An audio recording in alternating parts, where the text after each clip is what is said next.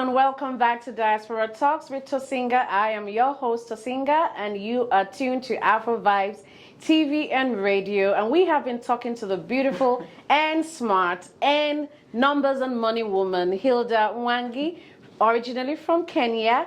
And it's been an interesting conversation so far.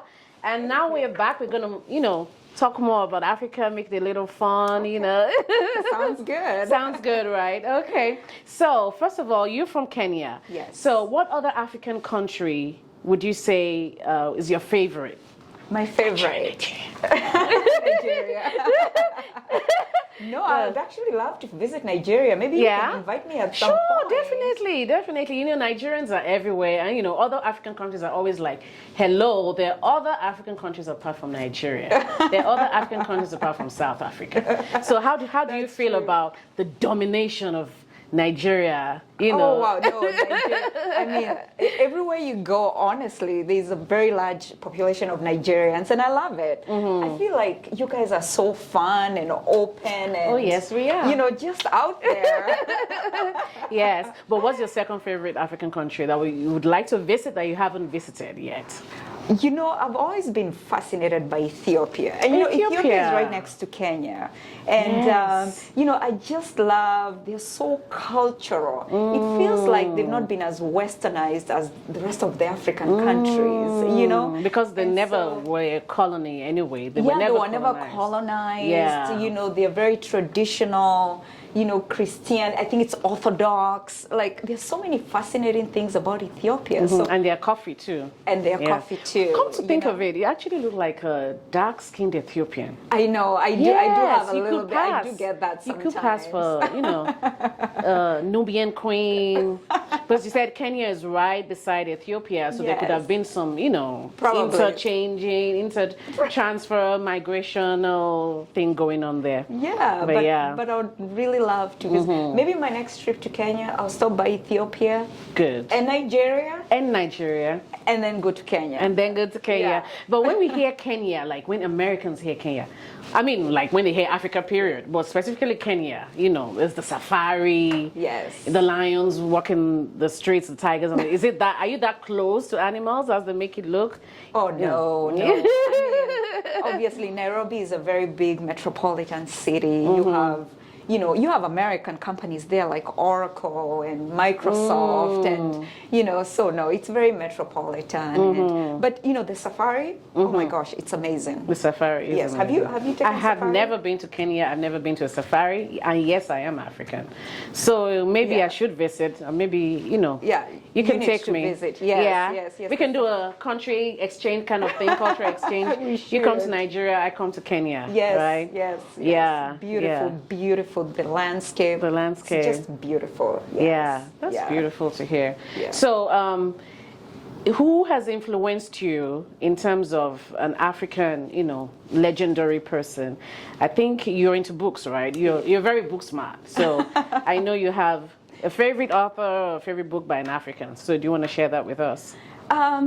Yes. The book that the one person who I feel has made a tremendous difference is Nelson Mandela, right? He wrote this book, like A Long Walk to Freedom. A Long Walk to Freedom, and it's just so insightful, and you feel the pain and really fighting for something that matters, But I remember one time he got interviewed, and this is something that I've actually used in my career, where he said, he would go to meetings with his father, right? And, first of all, his father was a chief, and all the other elders would sit in a circle, right? Because he didn't want anyone to feel more important than another one, right? So they would sit in a circle, and then he would listen to everyone speak. If he agreed with one of them, he would not nod. If he disagreed, he would not move his head.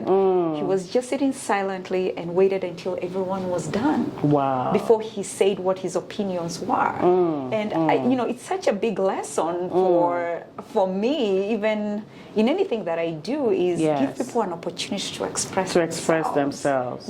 Especially if you're in a leadership position, And so anyway, to cut the story short, Nelson Mandela is the Walk to Freedom African leader that I've truly admired. And the book, The Long Walk to Freedom. Yes. I like the analogy about circle because African culture is very community oriented. And if you go to the palaces, if you go to, the traditional rulers' spaces and they do meetings, it's always cyclical. They're sitting in circles. If you go to the village square, it's always like a roundabout, Right. where there's always a gathering of people. Yes. So I think there's something very powerful about that analogy. Yes. Sitting in a circle doesn't elevate one human over the other. Exactly. It brings about the principle of Ubuntu. Yes. That we are one. That we are one. Yes. We are a community. We're a community. And that's one thing we are missing. Yes. As immigrants that come to the US, I think that's the first thing that we miss. That sense of community, I know we're trying. Sometimes we have these associations. I'm sure they have. Do they have a Kenya association They do. in Atlanta here? Yeah. Things Yes. like that. Yes. We have small, groups that come together in the name of trying to stay connected Right. to home, to have that sense of belonging. Yes. You understand? Yes. Because Yes. the West is very individualistic. It is. So Yeah. we have to Yes. do what we can to stay together, To stay support together. each other. Yes. It's hard being out here, So so that's such an important lesson of no one is more important. Let's sit together. Yes. Let's eat together, commune together.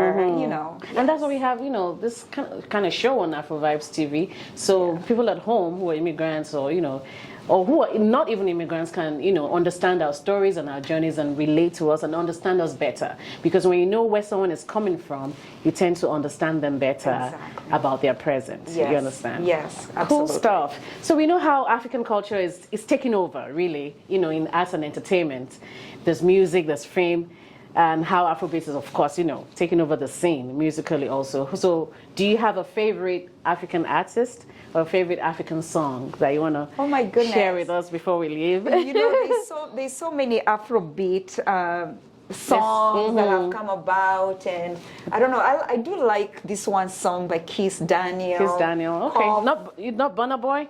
Kiss Daniel? I like Burna Boy too. Yeah? Okay, Kiss Daniel, okay. Which of Kiss Daniel's song? Kiss Daniel is Nigerian.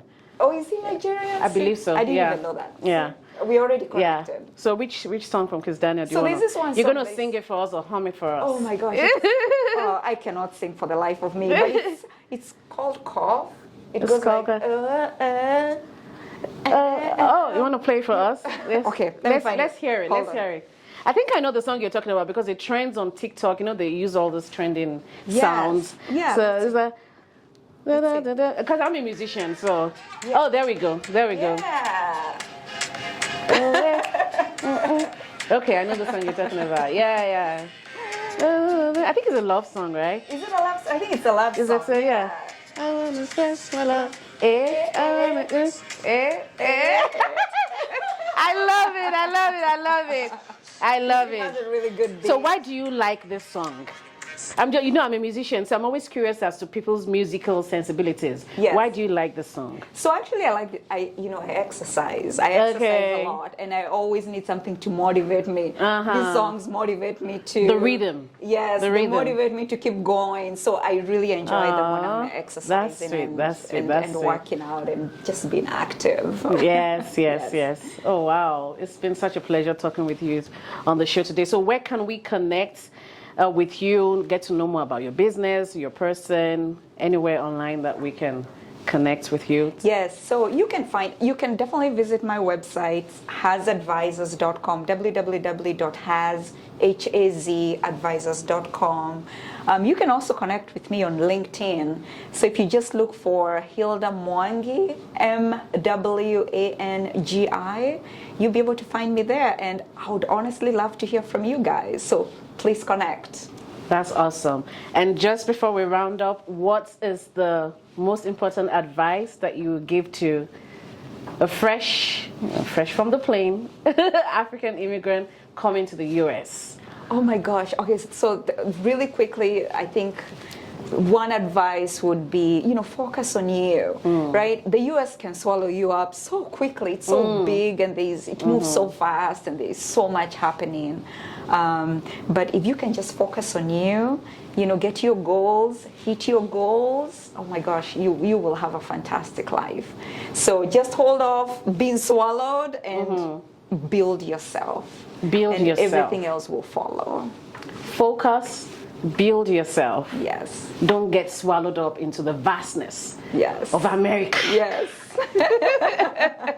Thank you so much, Hilda. Thank you It's for been such a having pleasure me. talking with you, sharing your story with us. I really appreciate your presence here. And I wish you all the best with the business and your endeavors and everything you have to do. And don't forget Africa in all you do, in Absolutely. your little ways, giving back and giving to the next generation and leaving a legacy. Because we tend, us in the diaspora, the whole purpose of the show is to make people know that even though they're here as achievers, they should always have Africa on their mind. Thank you so much for coming to the show, Hilda. Thank you, Tosinger, for having me. I loved it being here. So You're thank so you. welcome. And you're still tuned to Afrovibes TV and radio. This is Diaspora Talks with Tosinger. I am your host, Tosinger. And remember, every diasporan has a story and every person's story is valid. Stay tuned.